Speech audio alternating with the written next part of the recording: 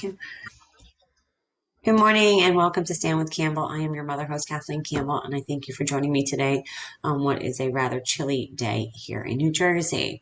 So there's going to be two videos today, but I wanted to make this one quickly just to clarify something that's being claimed around our beautiful borough of Rutherford and make sure that everybody is on the same page. So in the past few days, I have been hearing from some parents that I personally know asking me why did I push for a book to be banned in our schools. What was that about?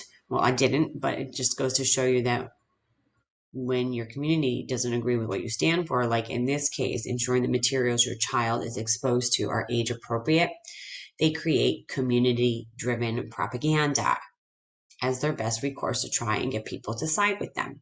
So luckily for me, I have proved that what they are stating is an untruth. And ultimately, it appears to me and others to just be an attempt to mislead their very own neighbors, which I am not okay with, hence this video. So let's just get to the facts. On October 18th, I had a meeting with Superintendent Hurley and Principal Joan Carrion at Pierpont Elementary School. We met to discuss a multitude of topics, and in fact, he did not know that I was coming with this book. So one of those topics is this book right here in the house on Mango Street, which I had found was placed on our 6th grade ELA curriculum. Now, as someone in my town pointed out to me, and thank you, you know who you are, it is recommended for ages 14 through 17. So not for 11 and 12-year-olds, which means it's not suitable for our 6th graders. I had asked Superintendent Hurley to look into it, and he did.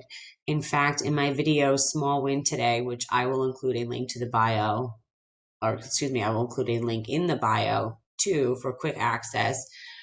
I read the actual email response from Superintendent Hurley. I'm just going to share my screen here real fast, just so that you can see it yourself. Excuse me. Right here. The House on Mango Street is officially acclaimed, and there are valuable lessons for young readers. Many schools do have the book on the 6th grade level. However, I do think that it would be more appropriately placed at a higher grade level.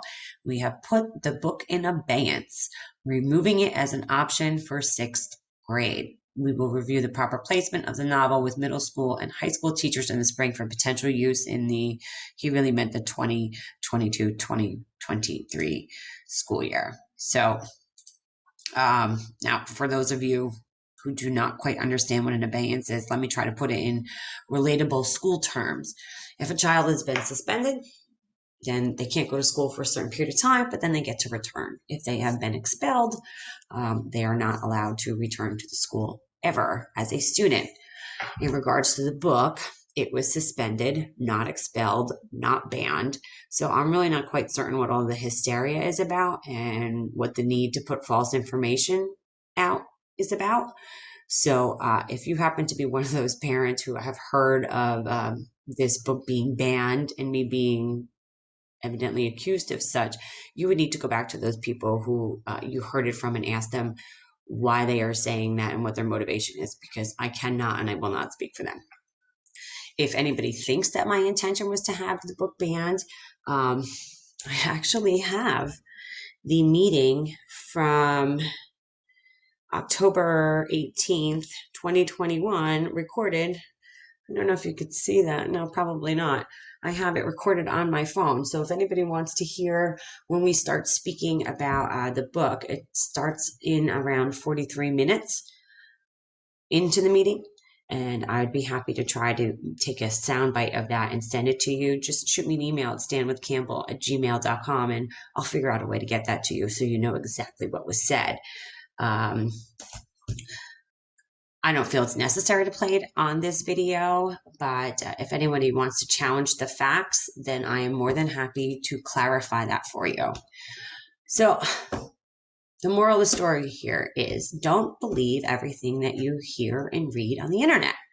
It goes to prove that when people dislike your voice, they will do anything that they can do to discredit you. I work in facts. I can prove the facts. And this just appears to be another ploy in an attempt to stop people from standing up for what they believe in, particularly when it comes to the world of education. I stand behind having the book removed from the sixth grade curriculum. I am very proud of that. And I know that other parents were also happy to see it be replaced at a more appropriate age level. However, again, I did not have it banned, so I would really appreciate it if that lie would cease. It's one thing for you to be in opposition of me, and that's your right, but you don't get to put lies out there and think that it's not going to be addressed and validated with proof that that is not what happened. What we need to remember here is our children are watching. At least I know that mine is, and I know that my family is. So I would prefer to stick to the facts and conduct myself with a certain level of decorum because that's what I was raised to do. If you want to teach your children the best way to react when they disagree is to make up lies or publish propaganda, then no wonder our country is going to become so divisive, and it continues to become more divisive. It's not the proper tactic. With that being said, as I mentioned earlier, I will be back later with another video, something that I am very excited to share. So please check back later. You can always click the bell on the channel to be notified when I post new videos. And if you want, you can like and subscribe to this page. Before I go, I just want to make a really quick announcement and wish our Rutherford Junior football team good luck this weekend as they are going to be playing in the Super Bowl. These boys, mine is one of them, they busted their butts this season. They have an amazing, dedicated coaching staff, and they're undefeated. So let's hope that they get to bring home that title once again. Thank you all for tuning in and for allowing me to speak my truth.